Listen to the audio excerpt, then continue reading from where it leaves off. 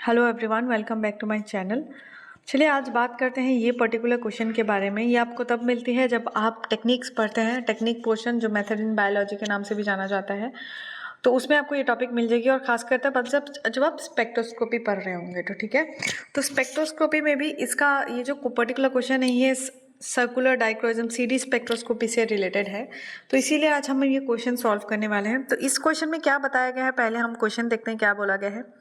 तो 2 homologs protein were isolated from a psychrophile and thermophile. ठीक है, एक कोई ऑर्गेनिज्म है जो साइक्रोफाइल है और एक दूसरा ऑर्गेनिज्म है जो थर्मोफाइल है। ठीक है, लेकिन वो दोनों में से ये थर्मोफाइल है या साइक्रोफाइल है, तो उन दोनों में से सेम प्रोटीन्स उठाया गया।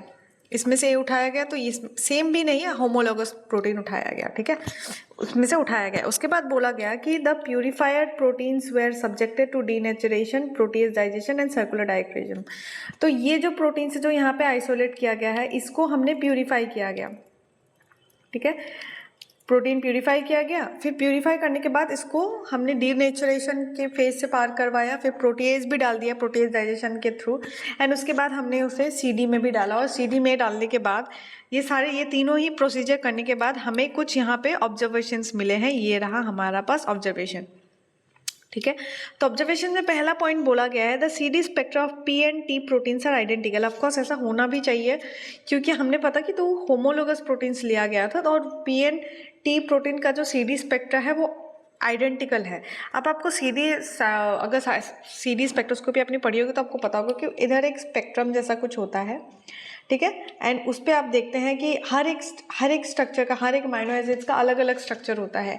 उनका जैसे अल्फा हेलिकल फॉर्म होती है, उसमें कितना बीटा हेलिक्स होता है, कितना बीटा टर्न, वो सब कुछ कन्फर्मेशन वो बताते हैं। तो ऐसे ही जब आप CD स्पेक्ट्रोस्कोपी पढ़ते हैं ना, तो आपको पता चलेगा कि अगर दो कोई सेम नेचर वाला प्रोटीन है, तो सपोज ये ग्राफ वो शो कर रहा है, तो जो दूसरा प्रोटीन होगा वो भी कुछ ऐसा ही ग्राफ शो करेगा। ठीक है, तो हमने ऑब्जर्वेशन में क्या देखा, ऑब्जर्वेशन में देखा कि the CD spectra of P and T proteins are identical. So ये P है, ये T है, तो दोनों का क्या होता है, स्पेक्ट्रा क्या होता है, आइडेंटिकल है, सेम है स्पेक्ट्रम। ठीक है, फिर उसके बाद बोला गया है there amino acid composition is 95% identical. मतलब इनका जो अमाइनो एसिड, ये तो प्रोटीन है, अब इनका जो अमाइनो एसिड कंपोजिशन है वो भी 95% आइडेंटिकल है, ये भी बोला गया है।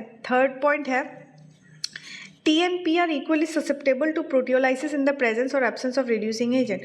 So reducing agent हो या ना हो, P और T दोनों ही प्रोटियोलाइसिस, मतलब जो प्रोटीन का डिग्रेडेशन है ना, वो के लिए वो ससेप्टेबल है। मतलब हो रिड्यूसिंग एजेंट हो या ना हो, मतलब रिड्यूसिंग एजेंट रहे या ना रहे, लेकिन फिर भी वो क्या करते हैं, डिग्रेडेशन के लिए ससेप्टेबल हो जाते हैं। ठीक है, इसका मतलब ये हो रहा है कि अगर हम उसमें रिड्यूसिंग एजेंट डालें या ना डालें, T और P प्रोटीन ना अपने आप, मतलब वो प्रोटियोलाइसिस के लिए चला जाता है, उसमें रिड्यूसिंग एजेंट डालना है या नहीं, फिर भी वो ससेप्टेबल हो जाता है, फिर भी उसकी डेथ, मतलब उसकी किल हो रही है, वो प्रोटीन की प्रोटियोलाइसिस हो रही है। ठीक है, ये T और P प्रोटीन का केस है। एंड फोर्थ पॉइंट है T has higher mid point of thermal denaturation than P। That means कि जो T प्रोटीन है ना, उसको बहुत ज़्यादा हीट देना पड़ रहा है। ठीक है, और लेकिन P को उतना ज़्यादा थर्मल डीनेचुरेशन का जो है ना वो नहीं, थोड़ा कम पड़ रहा है, मतलब P को। So this is the four points जो यहाँ पे इन्होंने कंक्लूजन बनाई है आफ्टर CD स्पेक्ट्रोस्कोपी वाला जो भी ऑब्जर्वेशन उन्होंने की थी। ठीक है, अब इसमें बोला गया है the reason for enhance stability in T is due to. So T की जो एनहेंस स्टेबिलिटी है, हमने यहाँ देखा ही है, यहाँ पे 4 पॉइंट्स दी गई है, उसके अकॉर्डिंग हमें निकालना है। तो इसमें ये बोला गया है कि T का जो है वो स्टेबिलिटी ज़्यादा है। क्यों ज़्यादा है, उसका यहाँ पे 4 रीज़न दी गई है। हमें उन चारों में से कोई एक रीज़न चूज़ करनी है जो इन सबको सेटिस्फाई भी कर रही है। ठीक है, एंड हमें ये भी बता रही है कि T स्टेबल ज़्यादा क्यों है P से। ठीक है, अब हमें इस पर देखना होगा ये 4 पॉइंट्स में क्या कहा गया है। तो सबसे पहले हम देखते हैं कि अल्टर्ड सेकेंडरी स्ट्रक्चर ऐसा नहीं है, क्योंकि हमने देखा कि P और T प्रोटीन दोनों ही आइडेंटिकल है, उनका जो स्ट्रक्चर है वो भी सेम है। हमने CD स्पेक्ट्रोस्कोपी में देखा था ना, उसमें हम क्या देखते हैं, सेकेंडरी स्ट्रक्चर्स देखते हैं, तो हमने उसमें ये देख लिया था कि दोनों आइडेंटिकल है, उनका स्पेक्ट्रा आइडेंटिकल है, तो ये वाला तो नहीं होगा altered secondary structure. And second point है increase number of disulphide in T। So ये बोला गया है कि डाइसल्फाइड बॉन्ड जो होती है वो T में ज़्यादा है, लेकिन ऐसा यहाँ पे कुछ भी नहीं बोला गया है, क्योंकि हमने देखा कि C पॉइंट पे P and P are equally susceptible बोला है। डेट मीन्स कि रिड्यूसिंग एजेंट दिए या ना दे, हम नहीं देंगे या नहीं देंगे, लेकिन फिर भी दोनों की ही प्रोटियोलाइसिस से डेथ हो रही है और दोनों ही प्रोटियोलाइसिस से डिस्ट्रॉय हो रही है, उनकी लाइसिस हो रही है। डेट मीन्स कि इसमें तो दोनों ही इक्वली ससेप्टेबल है। इसमें तो ये नहीं बोला गया कि P बच गया, T बच गया है, P का प्रोटियोलाइसिस हो रहा है, सिर्फ T बच गया है, ऐसा भी नहीं बोला गया है थर्ड पॉइंट पे, राइट। तो इसीलिए हमने ये पॉइंट को भी, सेकंड पॉइंट को भी कंसिडर नहीं किया, increase number of disulphide in T, क्योंकि ऐसा नहीं है, बिकॉज दोनों ही ससेप्टेबल है। आपको पता होगा कि रिड्यूसिंग एजेंट जब हम कंसिडर करते हैं ना, रिड्यूसिंग एजेंट वो डाइसल्फाइड बॉन्ड को तोड़ती है, ठीक है। तो कोई भी रिड्यूसिंग एजेंट डाइसल्फाइड बॉन्ड को तोड़ती है, तो यहाँ पे डाइसल्फाइड बॉन्ड का इसीलिए यहाँ पे लिखा गया है, ठीक है। एंड थर्ड पॉइंट है increase in water of hydration. देखिए वाटर ऑफ हाइड्रेशन का यहाँ पे कोई रोल नहीं है, यहाँ पे ये ऐसे ही एक स्टेटमेंट दे दी गई है जिसका यहाँ पे मतलब कोई सेंस भी नहीं बन रहा है, ठीक है। और क्योंकि सेंस इसलिए नहीं बन रहा है क्योंकि हमें यहाँ पे स्टेबिलिटी की बात पूछी गई है कि प्रोटीन कितना स्टेबल है, और उसमें वाटर का जो कितना वाटर उसमें डाला गया है उसमें सॉल्यूशन में, या फिर उसका कोई इसमें रोल नहीं होता, ठीक है। एंड उसके बाद फोर्थ पॉइंट देखते हैं, increase in number of salt bridges. अब सॉल्ट ब्रिजेस का अगर आपको थोड़ा सा केमिस्ट्री का नॉलेज है तो आपको पता होगा कि सॉल्ट ब्रिजेस जो होती है ना, एक type of electrostatic he bonds होते हैं, इलेक्ट्रोस्टैटिक इंटरेक्शंस में ये काउंट होता है सॉल्ट ब्रिजेस। सो जो सॉल्ट ब्रिजेस होते हैं ना, वो क्या करते हैं, वो जो स्टेबिलिटी होती है प्रोटीन का उसमें ये रोल प्ले करते हैं, ठीक है। सॉल्ट ब्रिजेस क्या होती है, स्टेबिलिटी के उसमें रोल प्ले करते हैं।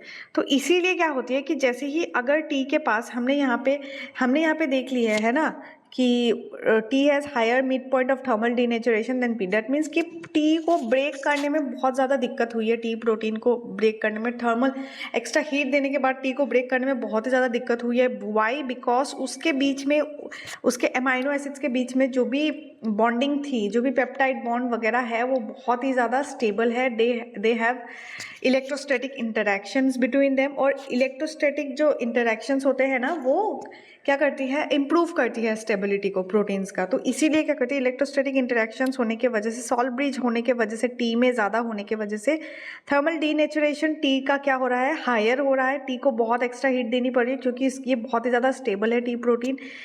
स्टेबल क्यों है? बिकॉज इसका increase number of salt bridges ज़्यादा है। सॉल्ट ब्रिजेस ज़्यादा होने की वजह से इलेक्ट्रोस्टैटिक इंटरेक्शन ज़्यादा होंगे, जिसके वजह से हमने देखा कि टी की स्टेबिलिटी बहुत ही ज़्यादा है। और स्टेबल होने के वजह से ही क्या हो रहा है, उसको जो थर्मल डीनेचुरेशन वाला जो हम पॉइंट यहाँ पे ली गई है ना, डी, उसको बहुत ज़्यादा हीट देने के बावजूद भी वो क्या करती है, वो डिग्रेड नहीं हो रही है, मतलब हो रही है लेकिन उसको ज़्यादा डीनेचुरेशन वाला जो टेम्परेचर ज़्यादा देना पड़ रहा है एज़ कम्पेयर टू पी। सो ऐसे करके हमने ये क्वेश्चन सॉल्व कर ली है, एंड आई होप आपको ये वाला पॉइंट समझ आ गया होगा। अगर नहीं आया तो आप मुझे बता सकते हैं, कमेंट सेक्शन में इन्फॉर्म कर सकते हैं कुछ भी अगर आपको समझ नहीं आया है, ठीक है। और दैट्स ऑल फॉर टुडे। अगर आपको ये पर्टिकुलर वीडियो हेल्पफुल रही है तो आप लाइक कर सकते हैं मेरे वीडियो को, एंड अगर आपने अभी तक सब्सक्राइब नहीं किया है तो do consider subscribing to my channel, ठीक है। अगर आप सब्सक्राइब करेंगे तो मुझे बहुत ही ज़्यादा अच्छा लगेगा। तो that's all for today, thank you so much for watching guys, have a nice day.